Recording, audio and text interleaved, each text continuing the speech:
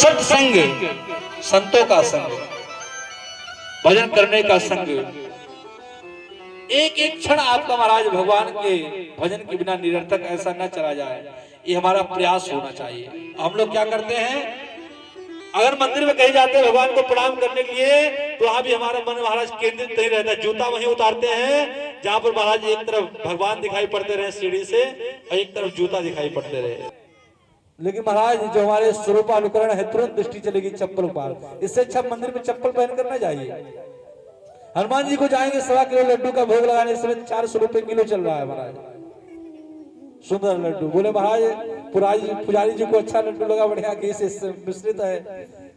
आप आधा किलो तो लड्डू लेकर गए हैं, उसमें मन बड़ा खुशबूदार हुआ, तो महाराज लिए, बोले हनुमान जी महाराज जी आप स्वीकार करो। अब उसमें बेचारे 1 लड्डू बचा, 2 लड्डू बचा, वहीं से पुजारी जी को पंडित जी कहना चालू कर दे रहे, बारो आए थे हनुमानगढ़ी, पूरा लड्डू ही निकाल लिया, 1 लड्डू नहीं बचा। 1 लड्डू प्रसाद करने का क्या लेके घर जाऊंगा। अरे भैया आप हनुमान जी के लिए लेके गए थे, हनुमान जी स्वीकार किए। अगर आपको सौंफ खाना था तो दुकान में जाते 400 रुपए का 1 किलो लड्डू लेते, अपने घर लेकर चले आते। तुम्हारी भाव नहीं है, लड्डू की गिनती देख लेंगे, भैया 5 लड्डू चढ़ा था, उसमें लड्डू कह गया हनुमान जी के पास। अगर कहीं 2 से 3 चला गया और 1 डिब्बे में आ गया, तो महाराज वहां 2 बातें बोलते जाएंगे सीढ़ी पर, जब तो सीढ़ी सुधरेंगे 2-4 बातें सुना डालेंगे। ये है हमारी भाव। और फिर हनुमान जी को मंगलवार को लड्डू का भोग लगाएंगे, बड़ा जेठ का मंगल चल रहा है, बुधवार को हनुमान जी भूखे रहेंगे, उनसे कोई मतलब ही नहीं। मंगलवार तो उनके लिए बनाए गए केंद्र बिंदु है, जो कभी पूजा नहीं करते उनके लिए मंगलवार है। शिवरात्रि को 5 घंटा लाइन लगाएंगे, भैया शंकर जी को जल चढ़ाना है, कहाँ, बाबा बैजनाथ धाम, चाहे 12 घंटा क्यों ना लाइन लगे रहना पड़े। लेकिन सावन बाद हम जाएंगे ही नहीं, क्या जरूरत, सावन में शंकर जी मिलेंगे, इसके बाद शंकर जी कहाँ मिलेंगे। नवरात्र में हम जाएंगे विंध्याचल महारानी के दर्शन करने, जब माता जी के दर्शन नहीं होगा, सल के जो बाल होंगे उसी के दर्शन होता रहेगा, लेकिन जाएंगे उसी धक्का मुक्की खाने, और 9 दिन के बाद फिर हम दर्शन करने के लिए नहीं जाएंगे। आज बिहारी जितने साल हो गए हमको रहते, केवल एक बार में जन्माष्टमी दर्शन किया, एक बार फंस गया महाराज, लगा प्राण निकल जाए, वही अच्छा ही है। तो भीड़ में दर्शन नहीं होता है, इसमें आप जाइए वृंदावन की भीड़ देखिए, अधिक मास चल रहा है, एक दूसरे चलेंगे, पैर से पैर फंस जाएगा, अगर गिर पड़ेंगे मौके पर तो आपके ऊपर से लोग निकल जाएंगे, पता लगेगा गोविंदाय नमो नमः।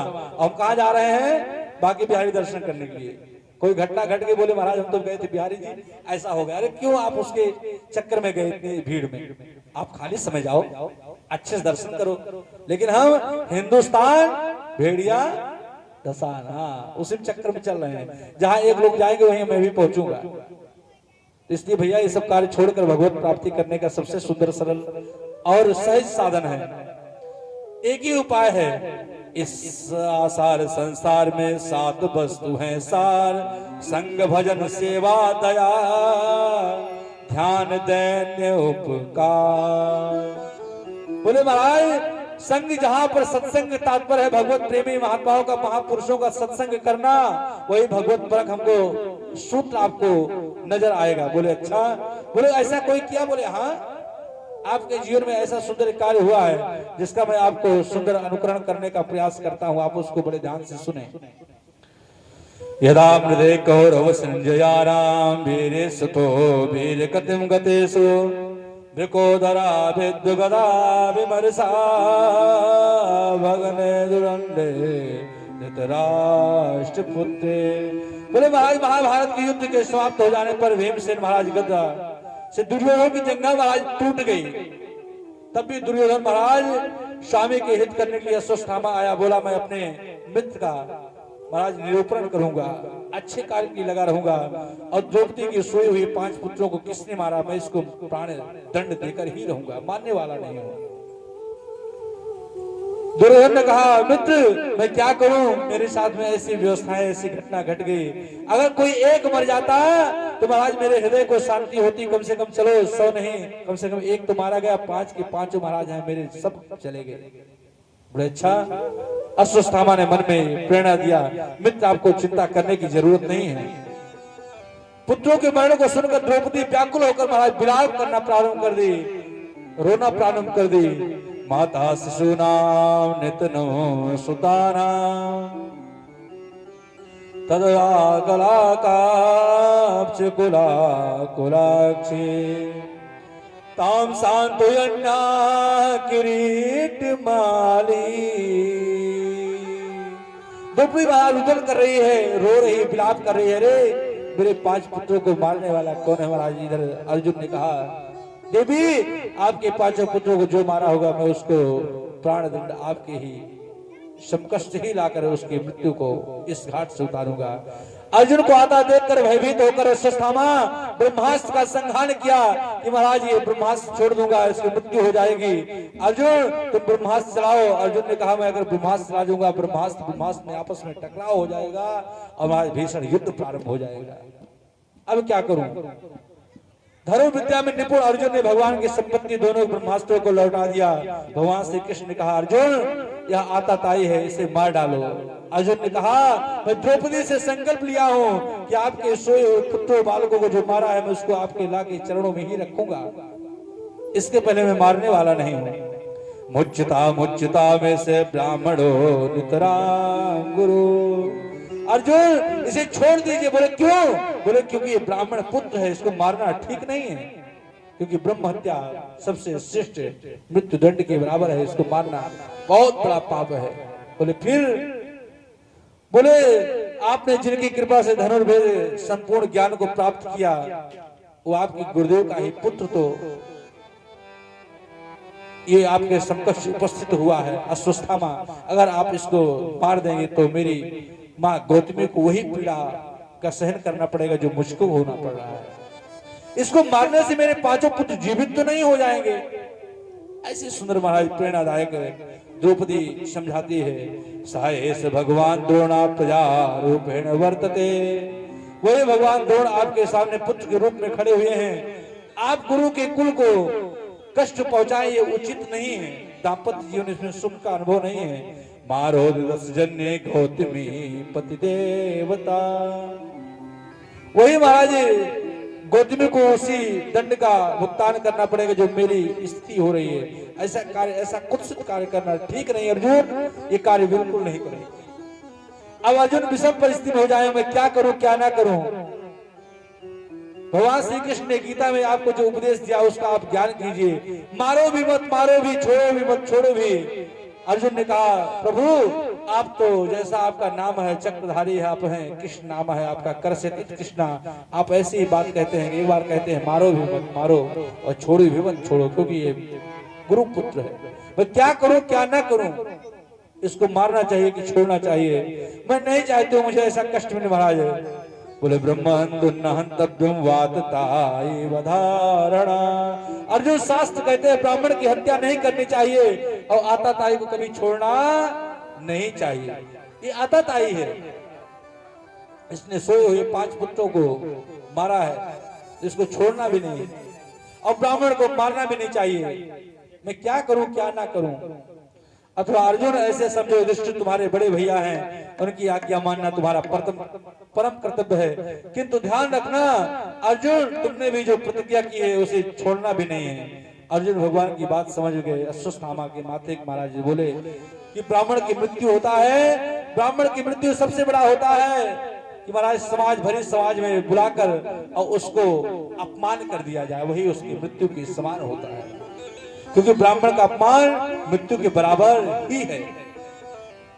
अगर भरी समाज में आपको बुलाकर और आपका अपमान किया जाए तो जान लो आपकी मृत्यु हो गई। क्यों?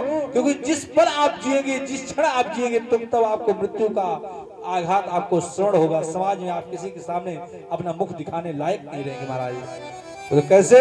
बोले पूजे विप्र सकल गुणहीना और शुद्ध न गुणगण भेद प्रवीणा। परहित सरिस धर्म नहीं भाई, पर पीड़ा सम नहीं अध भाई। महाराज बोले मृत्यु दंड तो ब्राह्मणों के लिए यही सबसे बड़ा मृत्यु है। अब महाराज उसे धक्के मारकर शिविर से बाहर निकाल दिए। अश्वत्थामा पुनः क्रोध से होकर पांडवों के वंश का समूल नष्ट करने का प्रयास किया कि इसके वंश में कोई पानी देने वाला नहीं बचना चाहिए। महाराज ऐसी स्वयं किया स्थिति किया। देवी उत्तरा गर्भ को नष्ट करने के लिए ब्रह्मास्त्र ला दिया। पाहि पाहि महायोगिन देव देव जगतपते नान्यम तदभयं पश्य यत्र मृत्यु परस्परम। बोले हे महायोगी, हे महादेव, हे ऐश्वर्यवान, हे कर्णप्रिय प्रभु, संसारिक प्राणी स्वयं एक दूसरे की मृत्यु के कारण बनते जा रहे हैं। या उत्तरा भगवान की महायोगी कहा। योगी वह होता है जो पराकाय में प्रवेश करता है। आप महायोगी हैं, मुझे आप मृत्यु दंड दे दें, हमको कोई कष्ट नहीं, किसी चीज का हमको दुख नहीं है, लेकिन मेरी काया में प्रविष्ट होकर मेरे भक्त की आप रक्षा कीजिए। और उस भक्त की रक्षा कब होगी? जब महाराज उस स्त्री की रक्षा होगी, तभी गर्भस्थ जो शिशु तभी उसकी रक्षा हो पाएगी। बोले मुझे मेरी मृत्यु हो जाए मुझे चिंता नहीं है, लेकिन इस वंश का निर्वंश ना हो जाए, ऐसी आप कुछ लीला करें सरकार। काम दहत माम गर्भे नामो गर्भे निपात्यता। उत्तर कहते हैं प्रभु, माम कामम दहतु किंतु में गर्भा, या तेज भले मुझे एक नष्ट कर दे, इससे मुझे कोई चिंता नहीं है, लेकिन ये ब्रह्मास्त्र जो आ रहा है ये मेरे तेज पुंज को नष्ट न कर दे, इसके लिए मेरी चिंता लगी हुई है। उत्तरा जी की गर्भ की रक्षा करने के पश्चात भगवान महाराज अपना बहुत ही सूक्ष्म स्वरूप अपना अनुकरण करते हैं और मां के गर्भ में प्रवेश करके महाराज उस स्वरूप शिशु की रक्षा करने का प्रयास करते हैं। और गदा के इतने तीव्र गति से घुमाया महाराज ऐसे स्वरूप का अनुकरण करते हैं, ये लगता है कि चक्र भी महाराज चक्र चल रहा है। ऐसे स्वरूप को देखते ही महाराज परीक्षित जी के मन में बड़ी भ्रांतियां होती है कि जो मुझे रक्षा करने वाला आया था ये कौन है, इसके पूर्व में जो मेरी रक्षा की ये कौन है। महाराज मन में भ्रांतियां होती है। नमस्ते पुरुषम त्वाद्यम ईश्वरम प्रकृते परम अलक्षम सर्वभूतारा मंतर बहिरवस्थितम। समस्त प्राणियों के भीतर बाहर विद्वान प्रकृति से आदि पुरुष परमात्मा मैं आपको प्रणाम करती हूँ। एक उत्तरा ही महाराज ऐसी है जो भगवान से महाराज अपनी प्रेरणादायक सूत्र को उद्बोधन करते हैं। एक ऐसी माँ है महाराज जो भगवान से केवल ठाकुर जी से यही मानते हैं कि आपके चरणों में मेरा प्रेम कैसे हो। कितना आश्चर्य प्राणियों के भीतर और बाहर, फिर भी आप दिखाई नहीं पड़ते। बोले कैसे?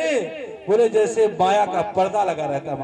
माया जवनिका चिन्ह, ये माया के सामने पर्दा लगा हुआ है, ऐसी आप हमको आप देख नहीं पा रहे महाराज। हे प्रभु, जब मैं आपको याद करती तो आपके अनंत उपकार को महाराज हमारे हृदय में नजर आते हैं। आपकी सूत्र का मैं चिंतन करती हूँ, आपका मैं स्मरण करती हूँ। कहा हनुमंत विपद प्रभु सोए, जब तब भजन न सुमिरन होए।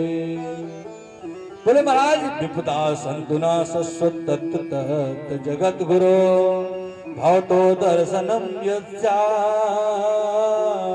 पुनर्भव दर्शनम। बोले हे जगत गुरु, आप हमें विपत्तियां ही नहीं, पूरे संसार में पूरी विपत्तियां ही विपत्तियां देते रहे, हमको इससे कोई कष्ट नहीं है। आज जब हमारे जीवन में सुख का अनुभव हुआ तो आप मुझे छोड़कर जाने का प्रयास करते हैं। एक कुंती मैया ऐसी है जो भगवान से विपत्ति मांगती है। कितने लोग यहाँ पर बैठे हुए हैं जो भगवान से विपत्ति मांगते हैं? यहाँ पर कोई नहीं महाराज, संसार में सब भगवान से केवल संपत्ति मांगते हैं, विपत्ति कोई मांगने वाला नहीं है। और कहते हैं कहा हनुमंत विपत्ति प्रभु सोई, और जब तब भजन न सुमिरन हुई। अगर भगवान का भजन नहीं हो पा रहा है, यही सबसे बड़ी जीवन की विपत्तियां हैं महाराज, यही सूत्र है। और भगवान का यदि भजन हो रहा है, यही सबसे बड़ी जीवन की संपत्ति है। बोले कैसे? बोले सुख के माथे सिल पड़े, हरि हृदय से जाए, बलिहारी वा दुख को जो पल पल नाम जपाए। वो सुख नहीं है जो भगवान को भूल जाए, वो दुख ही सबसे बड़ी संपत्ति है जो हर पल हर क्षण हर सेकंड परमात्मा की याद बनी रहे। और हमको सुख में भगवान की याद आती नहीं है और दुख में परमात्मा का हर समय याद बना रहता महाराज। ये जीवन की सबसे बड़ी संपत्ति है, क्योंकि ऐश्वर्य आने के बाद में, योग्यता होने के बाद में हम भगवान को भूल जाते हैं, संपत्ति पाने के बाद में हम भगवान को भूल जाते हैं। सबसे बड़े जीवन का यही मूल उद्देश्य और मूल स्वरूप है। भगवान की भक्ति ही सर्वोपरि जीवन का सूत्र और रूपरेखाएं हैं। जिस चीज को हम आप देखते हैं, हम आप जीवन में मांगते हैं।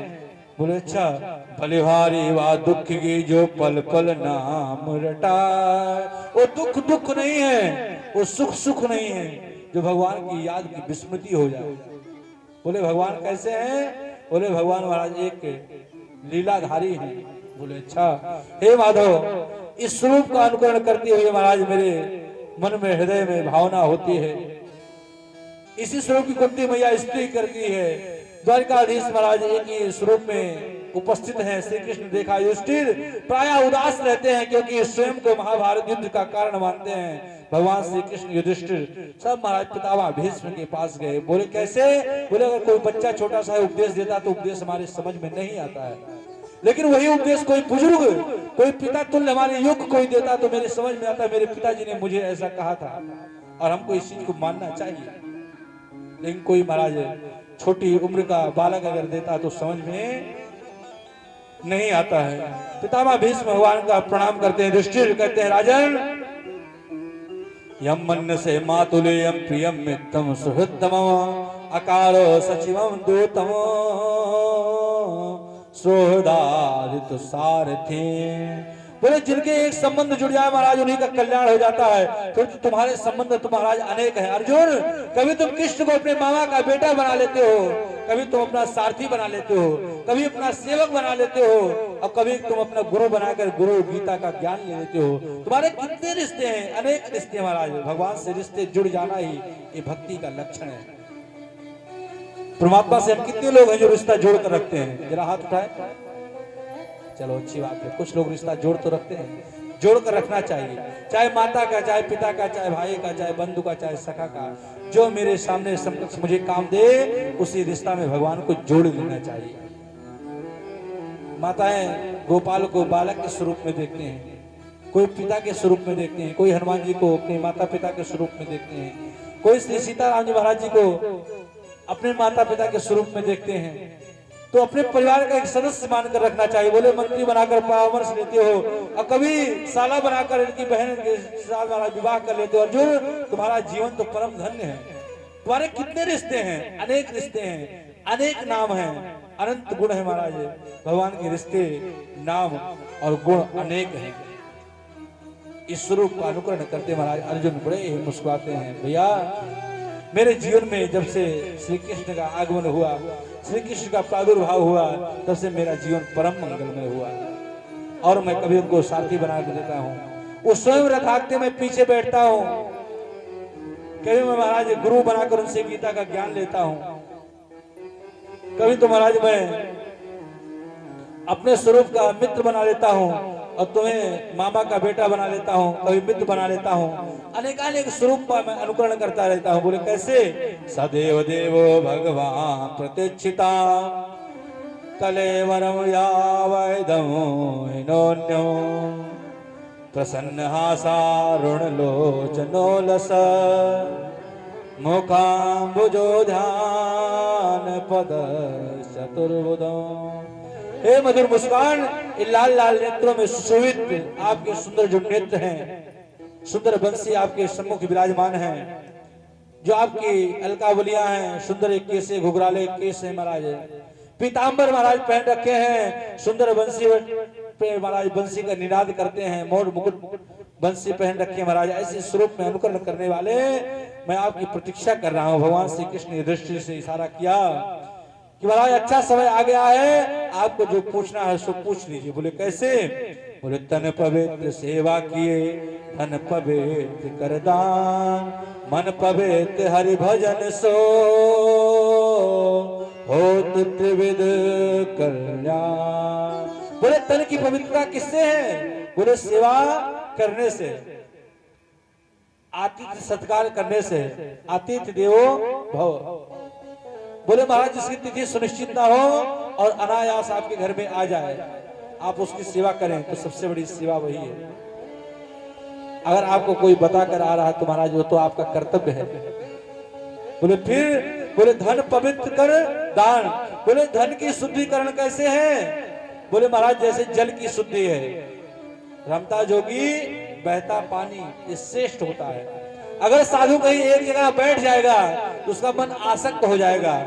अगर जल कहीं एक जगह टिक जाएगा तो जल पीने योग्य नहीं रहेगा, लेकिन वही जल प्रवाहित होता रहेगा तो जल में नवीनीकरण बना रहेगा और जल महाराज योग्य पीने के रहेगा। ऐसे स्वरूप का अनुकरण है। बोले अच्छा। बोले ये तो बात है भैया, धन की पवित्रता हो जाएगी सेवा करने से, दान देने से। अब मन पवित्र हरिभजन सो, मन ही तो गंदा है।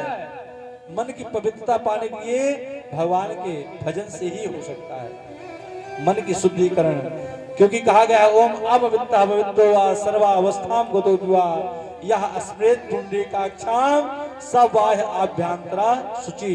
बाहर और अंदर की शुद्धिकरण यह स्मृत पुंडरीकाक्षा जल का छींटा करने से नहीं होगा, गंगा जी में स्नान करने से नहीं होगा। बोले कैसे होगा? बोले भगवान के नाम का जप करने से होगा। मन पवित्र हरिभजन सो अहोत त्रिविध कल्याण। दान धर्मान राज धर्मान मोक्ष धर्मान विभाग सा स्त्री धर्मान भगवत धर्मान समासभ्यास योगता। बड़ा ही सुंदर महाराज पितामह भीष्म में सुंदर उपदेश देते हैं। दान धर्म क्या है, राज धर्म क्या है, कर्म क्या है, हमारा कर्तव्य क्या है, हमको करना क्या चाहिए, क्या सही है क्या गलत है, क्या निर्णय लेना चाहिए, इस चित्त को पुरोहित महाराज शरीर छोड़ने की बेला पितामह भीष्म की आ रही है और सुंदर महाराज स्तुति कर रहे हैं। इतिमति रूपकल्पिता वितिष्ठा भगवती शाश्वत पुंगवे विहोने ससुकुमुपगते क्वचित विहरतो प्रकृतिमुपेयसि यद्व प्रवाह। बोले महाराज हमारा स्वरूप का जो स्वरूप है, कभी सृष्टि की रचना करते समय प्रकृति का महाराज स्वीकार नहीं हो। बोले शुद्ध पित्त लोक युष्णा तीनी, बोले महाराज तीनों प्रकार के सुंदर तमाल पत्ते वाले समान श्याम वर्ण वाले मैं आपके नेत्रों के समकक्ष मेरी मृत्यु हो जाए। न जाने कितने संत महाराज आए थे हरिभजन को ओटन लगे के पास, अपने घर परिवार की संपत्ति को छोड़कर आते हैं चलो मैं भगवान का भजन करूंगा, और महाराज सोचते हैं राम राम करते करते पूरा जीवन व्यतीत हो जाता है और अंत समय आता है तो महाराज पता लगता है दिल्ली पहुंच गए स्वामी जी, पता लगता है महाराज मुंबई पहुंच गए। प्राण पखेरु कहाँ निकले? दिल्ली में। पूरा जीवन भजन कहाँ किए? अयोध्या में। पूरा जीवन भजन किए वृंदावन में, और जब समय आया तो पहुंच गए महाराज दिल्ली मुंबई। तो ये भगवत कृपा से ही हो सकता है। तो ऐसी पितामह भीष्म स्तुति करते हैं। तो आइए हम सभी लोग सुंदर आर्त भाव से स्तुति पुकारते हुए ठाकुर जी के नाम का चिंतन करते हुए स्मरण करते हुए उन्हीं के छवि का गुणानुवाद गाते हुए, क्योंकि यहाँ पर जो भक्तबिंदु उपस्थित हैं समय का आप लोग विशेष ध्यान दिया करें, क्योंकि इस शरीर में जगत में कोई न परमानेंट, इस संसार में कोई परमानेंट रहने वाला नहीं है। हम जिसको अपना मकान संसार बनाकर रखते हैं उस संसार भी हमसे दूर हो जाता है, लेकिन फिर भी हम उस संसार के लिए महाराज सारे कार्य को करते रहते हैं। इस संसार में हम स्थायी नहीं रहते हैं। अब महाराज शरीर की ही सुंदरता के लिए, शरीर को परवरिश करने के लिए ही हम महाराज अनेकानेक उपकरण करते रहते हैं, फिर भी मेरा शरीर मंगल नहीं होता है। ऐसे सुंदर प्रेरणादायक सूत्र पिरोए। अभी आप लोग तो विलंब से आते हैं, 1 घंटे 1.5 घंटे विलंब से आए हैं। हम तो अपने समय से बैठते हैं, लेकिन आप लोग विलंब से कल से प्रयास करें कि समय से आने का प्रयास करें, क्योंकि आएंगे आप विलंब से तो आपको हम छोड़ेंगे भी विलंब से। आपको तो अच्छा लगेगा, लेकिन जो हम लोग बैठ जाते हैं तो उसको भी ध्यान रखते हुए आप लोग को आने का प्रयास, क्योंकि जो समय निकल जाएगा ये बार बार नहीं आएगा। इस भजन का सुंदर आनंद लेते हुए ताली की सेवा करते हुए हम लोग भी आगे चलेंगे। जगत में कोई न परमाने, जगत में कोई न परमाने, जगत में कोई न परमाने, जगत में कोई न परमाने। चमेली चंदन साबुन चाहे लगा लो सेंट, जगत में कोई न परमाने, जगत में कोई न परमाने। तेल चमेली चंदन साबुन चाहे लगा लो सेंट, जगत में कोई न परमाने, जगत में कोई न परमाने।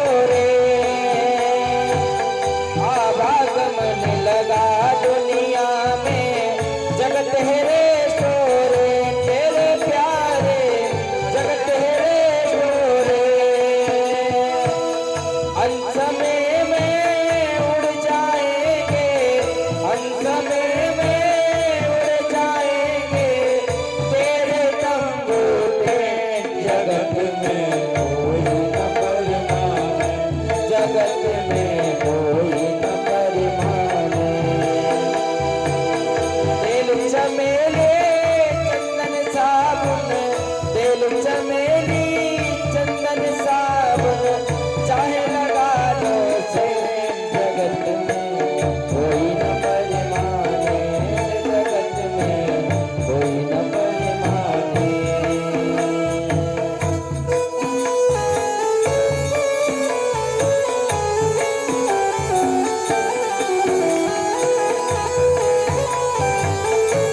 हरि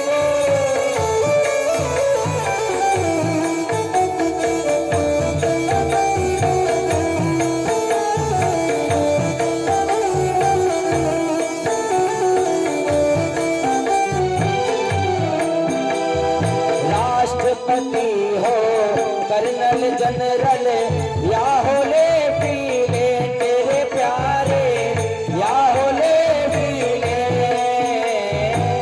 राष्ट्रपति हो कर्नल जनरल या हो ले पीले तेरे प्यारे, या हो ले पीले।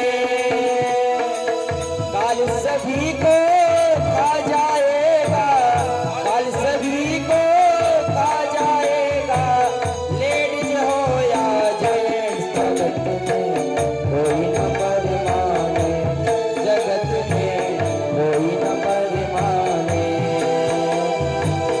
तेल चमेली चंदन साबुन, तेल चमेली चंदन साबुन चाहे लगा लो सेंट, जगत में कोई न परमाने, जगत में कोई न परमाने।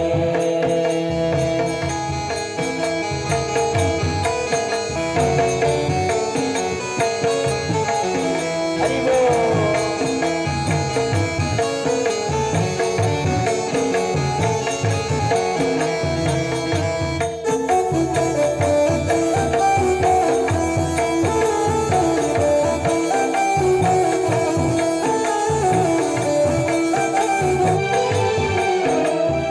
हरिद्वार चाहे काशी मथुरा, घूमो दिल्ली के तेरे प्यारे, घूमो दिल्ली के।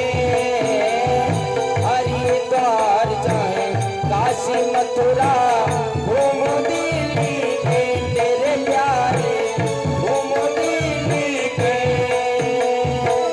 मन में नाम प्रभु का राखो, मन में नाम प्रभु का राखो, धोती पहनो पैंट, जगत में कोई न परमाने, जगत में कोई न परमाने। तेल चमेली चंदन साबुन, तेल चमेली चंदन साबुन चाहे लगा लो सेंट, जगत में कोई न परमाने, जगत में कोई न परमाने।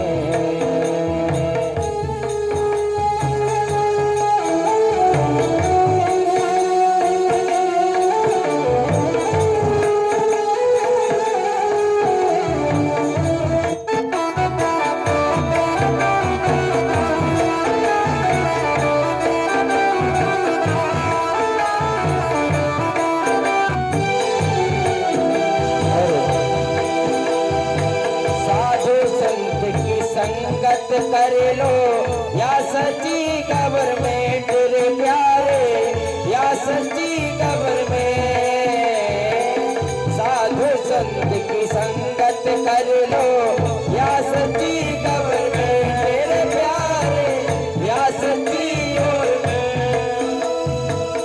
लाल सिंह कहे इस दफ्तर से, लाल सिंह कहे इस दफ्तर से, मत होना अब से, जगत में कोई न परमाने, जगत में कोई न परमाने। तेल चमेली चंदन साबुन, तेल चमेली चंदन साबुन चाहे लगा लो सेंट, जगत में कोई न परमाने, जगत में कोई न परमाने, जगत में कोई न परमाने, जगत में कोई न परमाने। जगत में कोई न परमाने। मन में नाम प्रभु का राखो, धोती पहनो पहन, जगत में कोई न परमाने। बोले भैया नाम ठाकुर जी के हृदय में हमेशा होना चाहिए। इस संसार में कोई रहने वाला नहीं है, एक अस्थाई स्वरूप में नहीं है। बोले क्या करें महाराज, ऐसे सुंदर वेश स्त्री के सुंदर स्त्री का अनुग्रह कर रहे थे। बोले अभिवादनशीलस्य नित्यं वृद्धोपसेविना, अभिवादनशीलस्य नित्यं वृद्धोपसेविना, चत्वार सत्तस्यावर्धन्ते आयुर्विद्या यशो बलम्। तभी बोली केवल मेरे लिए नहीं है, इस संकीर्तन जो है सबके लिए सार्वभौम है। ऐसा नहीं कि मेरे बोलने से मुझे ज्यादा फल मिलेगा, आपको नहीं मिलेगा। जितना मुझे मिलेगा उससे 4 गुना आपको मिलेगा। तो सभी बोले श्री कृष्ण गोविंद हरे मुरारी, हे नाथ नारायण वासुदेव। श्री कृष्ण गोविंद हरे मुरारे, हे नाथ नारायण वासुदेव। हे नाथ नारायण वासुदेव, हे लक्ष्मी नारायण वासुदेव। हे नाथ नारायण वासुदेव, हे लक्ष्मी नारायण वासुदेव। श्री कृष्ण गोविंद हरे मुरारी, हे नाथ नारायण वासुदेव। इस मंत्र का सतत जप करना चाहिए। बोले भैया बड़ा ही सुंदर आपने स्वरूप का अनुकरण किया। और महाराज सौनक जी पूछने के परीक्षित महाराज का क्या हुआ। बोले परीक्षित जी महाराज जी का महाराज जन्म जो हुआ, युधिष्ठिर जी ब्राह्मणों को बड़ा ही उत्तम सुवर्ण गाय हाथी घोड़े सब महाराज दान इस स्वरूप में दिए। ब्राह्मण प्रसन्न होकर महाराज खूब आशीर्वाद दिए। भगवान श्री कृष्ण द्वारा बालक की महाराज रक्षा की गई। अतः इस बालक संसार में इसका नाम पड़ा विष्णु रात। सुख काष्ठान मूर्खाश्च, बोले शंख और मूर्ख ये अपने से नहीं बजते हैं, दूसरे को बजाए से ही बजते हैं। शंख को आप अपने घर में 50 साल रखते रहे, शंख बजने वाला नहीं है, एक स्थान पर रख दीजिए, रखा रहेगा। और मूर्ख आदमी को जब तक कोई कान नहीं भरेगा तब तक आपसे लड़ेगा नहीं, लेकिन जैसे कान महाराज 10 लोग भर देंगे तुरंत तो लड़ाई करने आ जाएगा। इसलिए विशेष सावधान रखना चाहिए शंख और मूर्ख से। अपने से बोले कैसे, बोले सुख काष्ठान मूर्ख से अन्ना नमंत कराचना। बोले जो अकड़ कर चलते हैं, नम्रता का यही पहचान है। जैसे फलदार जो वृक्ष होता है झुक कर रहता है, अकड़ तो महाराज मुर्दे की पहचान होती है। जो अपने आप को सीना तान कर चलते, भैया मैं ब्राह्मण हूँ, मैं ठाकुर हूँ, मैं वैश्य हूँ, मैं शूद्र हूँ, और वो महाराज कुकृत्य कार्य कर रहे हैं, वो केवल नाम के ब्राह्मण रह गए, एक काम के नहीं है। एक तिवारी परिवार ने गलत किया और पूरे 500 तिवारी परिवार को लेकर डूब गया। बोले मैं जानता हूँ आपके दादा परदादा कितने बड़े अच्छे हैं। अभी आपके बड़े भाई साहब के पुत्र हमारे साथ बैठकर महाराज गप कर रहे थे, प्रसाद की जगह पे गलत कार्य कर रहे थे, पी रहे थे, खा रहे थे, महाराज मद्यपान कर रहे थे। बोले अच्छा। बोले मेरे परिवार, बोले हाँ हाँ आपके ताऊ के चाचा के लड़के थे। बोले अच्छा। अब एक किया और पूरे परिवार के लोग महाराज डूब गए, इसलिए केवल काम के नाम के ब्राह्मण रह गए, किसी काम के नहीं। बोले अच्छा। बोले नमंत फलो वृक्षा, बोले जैसे वृक्ष होता है जिसमें फल रहता है, वो अपने आप ही नवीनीकरण नीचे को झुका रहता महाराज। नम्रता अच्छों की पहचान होती है, इसलिए अकड़ कर नहीं रहना चाहिए। यही गुणी जनों का शुद्ध है। बोले महाराज बड़े ही सुंदर आपने स्वरूप का अनुकरण किया। और एक बार जब अर्जुन द्वारिका गए महाराज, 7 महीने बीत गए, तब जी भीमसेन ने कहा, भीमसेन तुम्हारे छोटे भाई अर्जुन द्वारिका गए 7 महीना हो गया, क्या देवर्षि नारद द्वारा बताया गया वह समय श्री कृष्ण अपने परम धाम जाना चाहते हैं। इतने में अर्जुन महाराज सुपात करते हुए वहां पहुंचे। अर्जुन द्वारिका से सब कुशल क्षेम तो है। बोले भैया सब तो अच्छा है, सब कुशल क्षेम है, सब प्रसन्नता है, लेकिन एक चीज की चिंता है। बोले क्या हुआ। बोले जिसकी वजह से मैं महाराज द्रौपदी राजा द्रौपदी को महाराज जीत गया, जिसकी वजह से महाराज गांडीव में धनुर विद्या में योग्य हुआ, आज मेरे समकक्ष नहीं है, मेरे सामने नहीं है, आज उसका परम धाम गमन हो गया है। वंचितो हम महाराजा हरिणा वंदरोपणे इनमें पहतम तेजो देव स्मापनम महान। भैया जिनका कृपा से मैंने द्रुपद राजा द्रौपदी को जीत लिया, जिनकी उपस्थिति मैंने इंद्र को परास्त किया, आज मेरे सामने नहीं है, परम धाम चले गए। छोटे भैया परीक्षित राजा बनकर पांडवों को महाराज स्वर्ग आरोहण किया। अब परीक्षित जी का विवाह इरावती के साथ हुआ। उनके महाराज जन्मेजय आज 4 पुत्र हुए। एक बार परीक्षित महाराज दिग्विजय के लिए जंगल के लिए निकले। बोले भैया जंगल चलना चाहिए शिकार करने के लिए। और शिकार करने के लिए जैसे निकले तो महाराज रास्ते में देखते एक काला कलूटा कलयुग समकक्ष महाराज खड़ा हुआ है। और देख क्या रहे हैं कि गाय रूपी जो धरती है और बैल रूपी जो महाराज धर्म है वो प्रताड़ित हो रहा है। और आज समाज में यही हो रहा है। ये जो गाय है 14 रत्नों में से एक रत्न है जो आज संसार में सबसे ज्यादा पीड़ा हो रही तो गाय को, ये धरती के स्वरूप में है। और गाय का रक्त बूंद जहां जहां महाराज जब तक टपकता रहेगा तब तो संसार के लोग सुखी नहीं रह पाएंगे, क्योंकि रत्नों में एक रत्न है, 14 रत्नों में एक रत्न है। ये गाय यहाँ की नहीं है।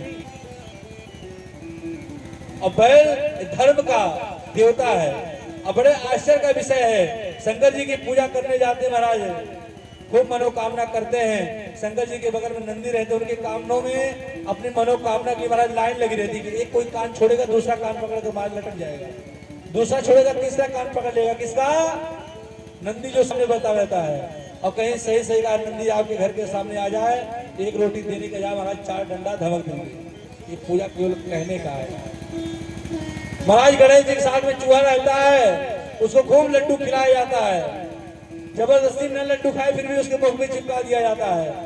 अगर सही सही कहीं चूहा घर में दिख जाए तो महाराज दवाई देके गोविंदाय नमो नमः कर दिया। ये हमारी पूजा है, इस पूजा करने से सार्थकता हमको नहीं मिलेगी। ऐसे नंदी को मारने से और वो नंदी भगवान सुन लेंगे।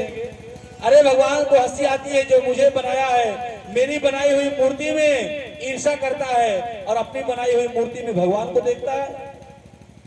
मेरी बनाई हुई पूरी सृष्टि है उससे ईर्ष्या द्वेष करता है, और जो अपना स्वयं बनाया है तो उसमें महाराज भगवान को हमको पूछता है, तो भगवान भी क्रोधित होते हैं। बोले भैया परीक्षित जी जैसे देखे प्रताड़ित कर रहा था, परीक्षित ने कहा कलयुग को मारने को जैसे तलवार निकाले, बोले सरकार हमको मारो मत। बोले क्यों? बोले त्राहिमाम त्राहिमाम त्राहिमाम, हमको छोड़ दीजिए, मैं कलयुग हूँ, अब मैं यहाँ पर निवास करूंगा, यहाँ पर रहने के लिए आया हूँ। बोले यहाँ पर तुम्हारे रहने के लिए जगह नहीं है। बोले सरकार मेरे अंदर सारे अवगुण हैं लेकिन एक गुण है। बोले क्या है? बोले एक गुण है कलो केशो कीर्तनाथ। इस कलयुग में केवल कीर्तन में का ही गुण है। अगर कोई कीर्तन करता है तो समझ लो महाराज सतयुग द्वापर त्रेता का सारा युग का जो फल मिलता है वो कलयुग में केवल भगवान नाम का कीर्तन से मिल जाएगा। कलो केशो कीर्तनाथ। बोले अच्छा। बोले महाराज हमको शरण में दो। बोले मैं तुमको शरण में देता हूँ लेकिन मैं तुमको जहाँ कह रहा हूँ वहीं आप जाकर रहना, इसके अलावा कहीं रहना नहीं। बोले ठीक सरकार आप आदेश दीजिए। बोले तो तम पानम निस्त्याधोना यत्ता धर्म चतुर्विधा। बोले परीक्षित कलयुग में रहने के लिए 4 स्थान दिए। बोले जहाँ जुआ खेला जाता हो, दूतम पानम, दूत क्रीड़ा होता हो, आप वहां जाकर निवास करो। कलयुग का निवास कहाँ है? जहाँ पर दूत क्रीड़ा खेली जाती है, जुआ खेला जाता हो, वहां पर कलयुग का निवास है। बोले फिर बोले पानम, पानम मतलब मदिरा पान जहाँ होता हो वहां कलयुग का निवास है। बोले महाराज तीसरा, बोले महाराज जहाँ स्त्रियों का अपहरण होता हो वहां कलयुग का निवास है। बोले चौथा, बोले महाराज जहाँ जीव जंतु की हिंसा होती हो वहां कलयुग का निवास है। बोले सरकार जैसे काला कलूटा मुझे देखा आपने वैसे हमको 4 स्थान दे दिए। अरे मेरे यहाँ भी कभी कभी कोई भी वीआईपी गेस्ट आ जाते हैं, उनके लिए कम से कम वीआईपी एक रूम तो होना चाहिए। उनके लिए मैं क्या स्थान दिलाऊंगा?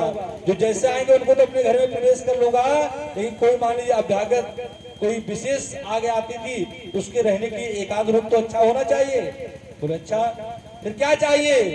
बोले सरकार और कुछ नहीं चाहिए, केवल मुझे एक स्वर्ण में और आप बास दे दीजिए। कहाँ? स्वर्ण में। लेकिन वो स्वर्ण जो आप पहन रखे हैं स्वर्ण किसके लिए? जो मेहनत और कमाई से धन से वैभव से एकत्रित किया हुआ स्वर्ण है, उसमें भगवान का वास है। और लेकिन किसी को सताकर पापाचार करके उस स्वर्ण को खरीदा या आभूषण को, उसमें कलयुग का वास है। बोले कैसे? इसीलिए सोना गिरना भी पाप होता है और सोना मिलना भी पाप होता है, इसलिए सोने की चोरी भी नहीं करनी चाहिए। लेकिन महाराज आज कहाँ 1,40,000 रुपये तोला है, कहेंगे महाराज अरे छोड़ो, कहाँ तुम चक्कर में पड़े हो, आप कथा कह रहे थे कोई बात नहीं, अगर मुझे मिला तो मैं तो महाराज मेरी एक आध पीढ़ी काम चलाएगा। लेकिन ये सबसे बड़ा दोष का भाग्य है। अब महाराज आशीर्वाद तो दे दिए, बोले जाओ तुम्हें सोने में वास हो। अब परीक्षित जी के मन में विचार आया कि मैं इतना दिन से अपने घर में हूँ, अब मेरे परदादा के जमाने का महाराज जो स्वर्ण जड़ती मुकुट, जो जिंगीस जरासंध का लाया हुआ मुकुट था, अब जरासंध अत्याचारी से ही मुकुट को स्वरूपानुकरण किया था। बोले महाराज मेरे दादा परदादे का रखा हुआ है, जरासंध का मुकुट है, और मैं सोचा अगर मैं कैसे लगाऊं तो मैं कैसा लगूंगा, मैं बहुत सुंदर लगूंगा। और जैसे ही महाराज परीक्षित जी वो स्वर्ण के मुकुट को धारण करते हैं अपने मस्तक पर, बोले आज चलते हैं क्रीड़ा करने के लिए महाराज, जंगल में शिकार करने के लिए, और निकल जाते हैं जंगल में शिकार करने के लिए। तो देखते हैं परीक्षित जाते हैं, वहां एक समीक मुनि महाराज ध्यानस्थ हैं, ध्यान कर रहे हैं, केंद्रित हैं, चिंतन कर रहे हैं, भगवान का स्मरण कर रहे हैं। अब स्वर्ण जटित मुकुट लगा लिए, इसलिए उसमें कलयुग बैठ गया है। तो मन में आता मैं राजा हूं और मेरे सामने ये प्रजा है, इसकी इतनी बड़ी हिम्मत कि ये नेत्र बंद करके अब मुझे आया हुआ देखकर मुझे एक गिलास पानी भी नहीं पूछ रहा है, मैं इतना प्यास से पीड़ित हूं। क्यों? क्योंकि विनाश काले विपरीत बुद्धि, जब विनाश काल का समय आता है तो बुद्धि विपरीत हो जाती है, लगता है जो मैं कर रहा हूं यही सही है, बाकी सब गलत है हमारा संसार में। अगर आप उसको अच्छा शिक्षा देंगे तो महाराज आपको ही दो झापड़ लगा देगा। क्या? इसलिए बच्चों को बचपन से ही समझाना चाहिए, बचपन में नहीं। बोले कैसे? लाले पंचवर्षाणी, बच्चों को 5 वर्ष की अवस्था तक खूब लाल प्यार करना चाहिए, आप जो कहें सो दीजिए। लेकिन 10 वर्षाणी ताड़े, 10 वर्ष की अवस्था में खूब पिटाई करना चाहिए बच्चों को, शुरू से 10 वर्ष की अवस्था खूब पिटाई करना चाहिए। उसके बाद प्राप्ते तो 16 वर्षे, जैसे 16 वर्ष की बच्चा हो तो महाराज उससे मित्रवत व्यवहार करना चाहिए। और उसके बाद पुत्र मित्र वराचरे, फिर मित्र की भावना से उससे सही गलत अच्छा बुरा का निर्णय लेना चाहिए महाराज, ऐसा कार्य करना चाहिए। और इतना भी नहीं पीटना चाहिए कि बच्चा महाराज घर से निकल के भाग जाए। सोचे महाराज जी कह रहे देखो पीटना चाहिए, पीटने का मतलब हुआ समझाने का, क्योंकि लोग अच्छा काम कम सोचेंगे और उसका महाराज अर्थ दूसरा तुरंत निकाल लेंगे। लालित पालित मतलब प्यार से समझाना, आज महाराज पीट दोगे दूसरे दिन भाग जाएगा, बोलेगा डावा सेवन छोड़ देंगे, हम तो जा रहे हैं महाराज कुटिया रवाने, तब आप क्या करोगे? इसलिए प्यार से समझाना चाहिए। बोले अच्छा। अब महाराज इधर समीप मुनि के गले में वहां मरा हुआ सर पड़ा हुआ था, अपने धनुष के तीर से उठाए और समीप मुनि के गले में डाल दिए। जैसे डाल दिए और डालने के पश्चात महाराज आने का स्वरूप का अनुकरण किया, आने का देखे,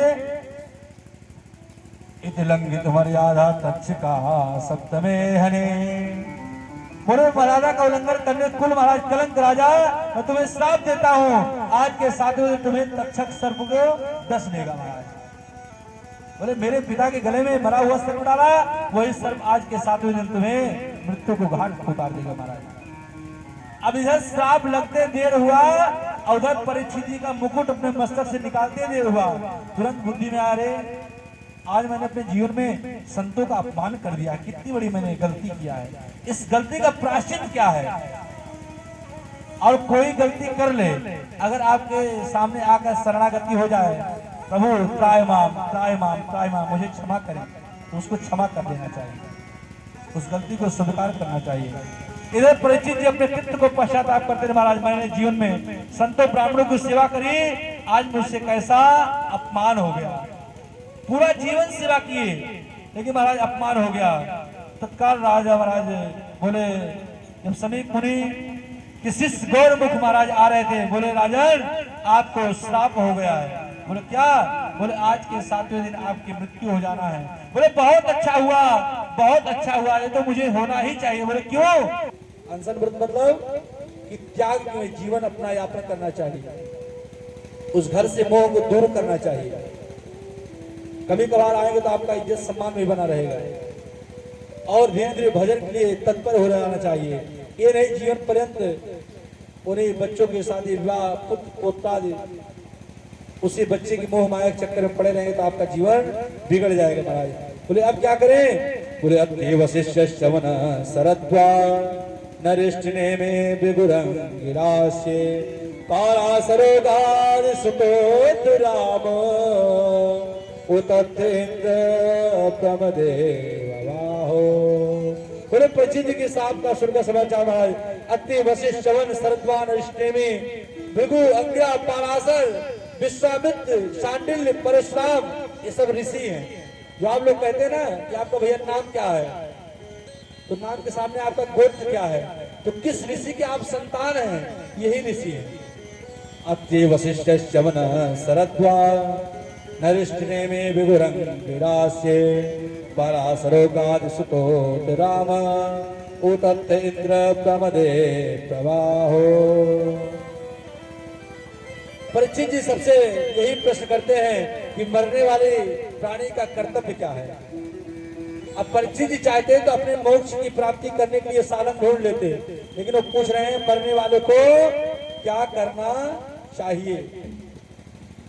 ये जो दर्पण भगवान ने बनाया ना, जो चेहरा है ये दर्पण है।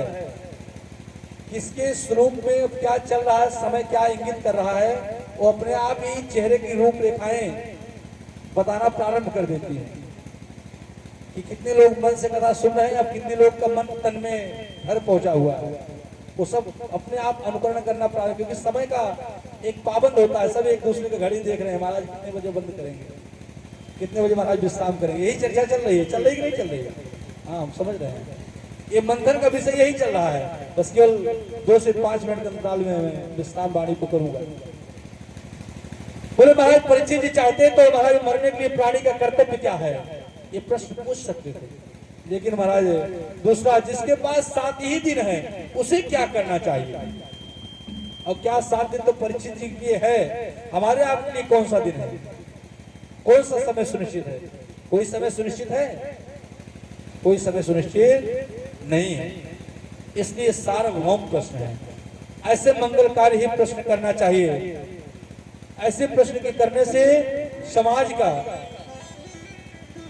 और परिवार का सबका महाराज मंगल होता है। और कार्य ऐसे ही करना चाहिए।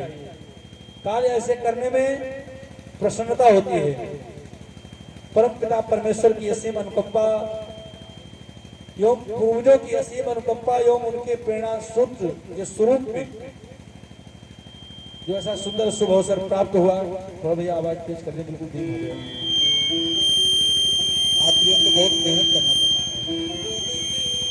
श्रीमती गीता देवी जी जो माता जी विराजमान है वर्तमान उपस्थिति में, और मुख्य यजमान की प्रेरणादायक सूत्र में सुमेरु में बधे हुए परम आदरणीय श्री राजेंद्र प्रसाद पांडे जी और श्रीमती रजनी पांडे जी, जो बहुत ही श्रम और भगवान जथा नाम तथा गुण, जैसा का नाम है हमारे राजेंद्र भैया का वैसा भी गुण है। बड़े सरल है और सौम्य है। परिवार ऐसा ही होनी चाहिए। जिस परिवार में एकता रहती है उस परिवार में महाराज लक्ष्मी जी का आवागमन सदा सर्वदा बना रहता है। इसलिए परिवार में प्रसन्नता ही सबसे बड़ी खुशी है। तो हमारे परम आदरणीय श्री राजेंद्र प्रसाद पांडे जी और श्रीमती रजनी पांडे की बार जोरदार ताली वाला अभिनंदन करेंगे। ताली बजाने में कंजूसी नहीं होनी चाहिए, क्योंकि देखिए ये सुमेरु जो है पति पत्नी का जो सुंदर स्वरूप है, इसमें महाराज धर्म के कार्य में, अच्छे कार्य में पत्नी का बहुत बड़ा योगदान होता है आगे कार्य को बढ़ाने के लिए। अगर पति करे भैया आज नहीं कल चलेंगे, मंगलवार है नहीं बुधवार को चलेंगे हनुमानगढ़ी, नहीं आज चलो दर्शन कराएं, जेठ का महीना चल रहा है, कहाँ चक्कर में पड़े हो, आज दर्शन कराएंगे तो बहुत अच्छा रहेगा। अरे आज एकादशी है, चलो कम से कम सरयू जो डुबकी लगाएंगे, स्नान कराएंगे। तो धर्म के कार्य में पत्नी का बहुत बड़ा जीवन का श्रेय होता है। अच्छे कार्य में, अच्छे योग में, अच्छे परिवार को परवरिश करने में जो बड़े होते हैं अपने पूरे समाज को न देखते हुए पूरे शरीर को, पूरे महाराज जीवन को बलिदान कर देते हैं। मेरा परिवार को प्रसन्नता की तरफ कैसे जाए। अगर ये चाहते महाराज ये कथा एक कमरे से नहीं, एक कमरे में ही रहकर पाठ करके विश्राम हो जाता, सुंदर जो वेदी का निर्माण हुआ है, आप लोग इसका रसपान नहीं कर पाते।